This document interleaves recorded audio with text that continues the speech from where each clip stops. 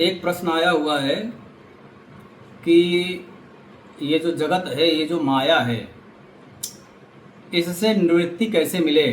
अच्छा, यह क्वेश्चन भी, यह प्रश्न भी बहुत ही सौभाग्यशाली लोग पूछते हैं कि माया से मुक्ति कैसे मिले।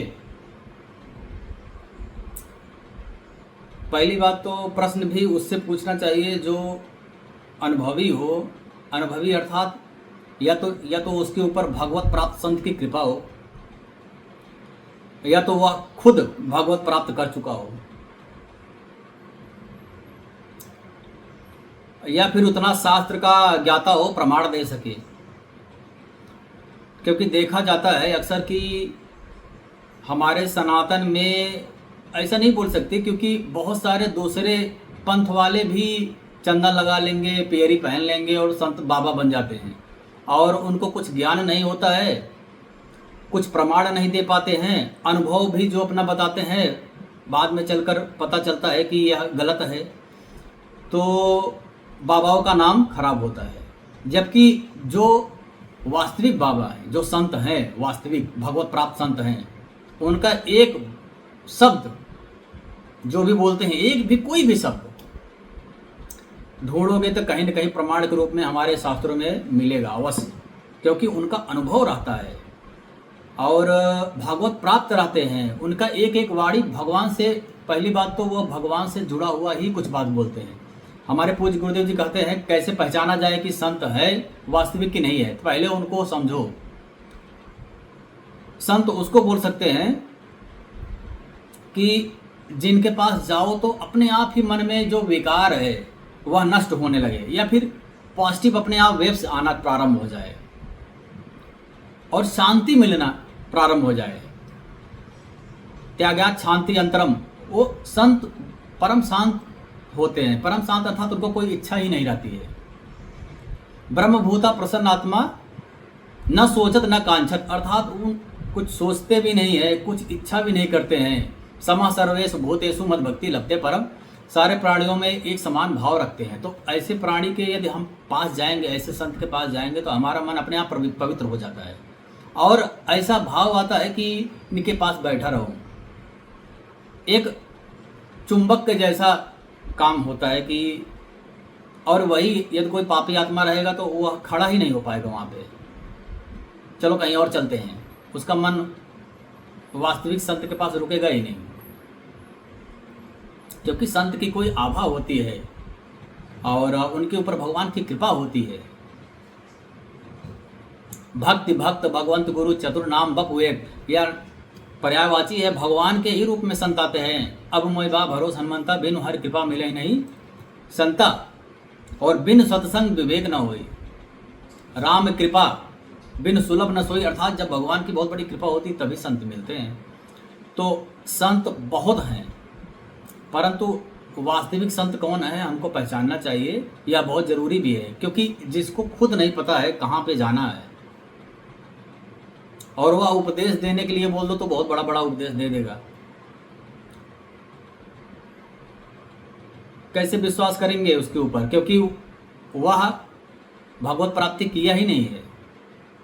बड़ा बड़ा ज्ञान दे देगा, क्योंकि ज्ञान देना सरल है। किसी की बात, कोई अच्छा बोल रहा है उसका बात सुनो और तुम भी वैसा बोल दो। सबको पता है कि आत्मा नित्य है, सनातन है, पुरातन है, और हम जीवात्मा है, हमको भगवत प्राप्त करना है, भगवान में मिलना है, और यह शरीर नष्ट हो जाएगा वगैरह वगैरह। किसी के यहाँ कोई मर जाता है तो ज्ञान देने वाले बहुत लोग आ जाते हैं, अरे एक दिन तो सबको जाना है।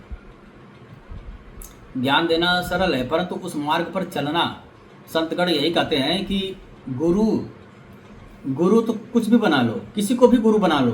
गुरु को बनाना आसान है, परंतु गुरु की मानना कठिन है। और वास्तविक गुरु कौन है? जो जिसकी बात कोई मान रहा है वही वास्तविक शिष्य है। क्योंकि गुरु तो हमेशा बोलेंगे कि सत्य बोलो, धर्म पे चलो, जो भी वो बोल रहे हैं। गुरु को मानो या मत मानो, परंतु उनकी जो बात है उसको मानना चाहिए। और गुरु कौन है? जो भागवत प्राप्त संत हो। क्योंकि गुरु तत्व बोला जाता है कि अखंड मंडलाकारम व्याप्तानीन चराचरम, और गुरु है कौन? ब्रह्मा। गुरु है कौन? विष्णु। गुरु है कौन? महादेव। भागवत प्राप्त संतगण ही कहते हैं कि गुरु को कभी भी मनुष्य नहीं समझना चाहिए। यदि वह मनुष्य समझ रहे हो तो इसका मतलब वो गुरु नहीं है, क्योंकि गुरु कभी मनुष्य नहीं हो सकता है और मनुष्य कभी गुरु नहीं हो सकता, क्योंकि गुरु तो परम परमात्मा ही है। वही किसी न किसी रूप में आकर के जो योग्य शिष्य है या फिर जो वास्तविक रूप से मुमुक्षु है, जो भागवत प्राप्त के मार्ग पे वास्तविक रूप से चलना चाहता है ईमानदारी से, उसको गुरु ही मिल जाते हैं और मार्गदर्शन भी मिल जाता है अपने आप ही, क्योंकि भगवान तो सब जगह हैं, सब कुछ जान रहे हैं। कौन वास्तविक चोला पहना हुआ है या फिर कौन अंदर से भगवान को प्राप्त करने के लिए कोशिश कर रहा है।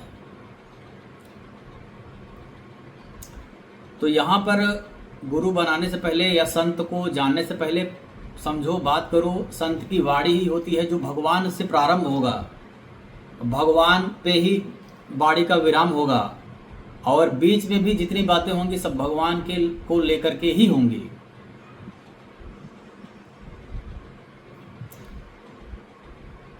उनको संत मानना चाहिए, क्योंकि जो मन में रहता है वही सामने वाला बोलता है। मन में जैसा भाव रहेगा वैसा ही वो बोलेगा, क्योंकि मन की ही बात वह बाहर निकाल सकता है। जो मन के अंदर है वही तो निकालेगा, जो है ही नहीं, बैंक में कुछ है ही नहीं तो निकालोगे क्या।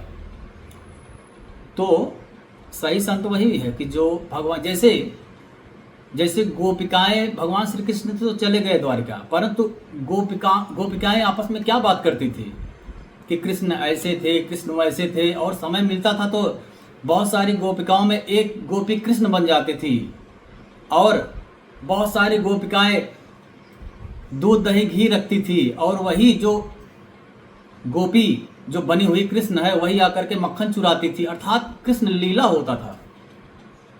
बाद में फिर वही गोपी एक गोपी के यहाँ जा करके कंप्लेन करती थी, वो गोपी यशोदा बन जाती थी, कंप्लेन करती थी कि तुम्हारा बेटा मेरा मक्खन चुरा लिया। अर्थात उनका जो कृत्य है, जो कार्य है, सब भगवान को लेकर के ही है। इसीलिए गोपिकाओं का स्थान सर्वोपरि माना गया है। तो पहली बात तो संत को पहचानना बहुत जरूरी है। ढोंगी बाबाओं से सावधान रहने की भी जरूरत है, क्योंकि जब उनको खुद नहीं पता है तो वो आपको भी नहीं बता सकते हैं। तो माया से मुक्ति कैसे मिलेगी? मामेव ये प्रपद्यन्ते माया मेताम तरन्ते। भगवान श्री कृष्ण ही कहते हैं कि जो मेरी शरण में आता है, एकमात्र मेरी, मामेव मेरी ही, मामेव मेरी ही शरण, मामेव ये प्रपद्यन्ते, जो मेरी ही शरण में आता है, मेरी ही वंदना करता है और वह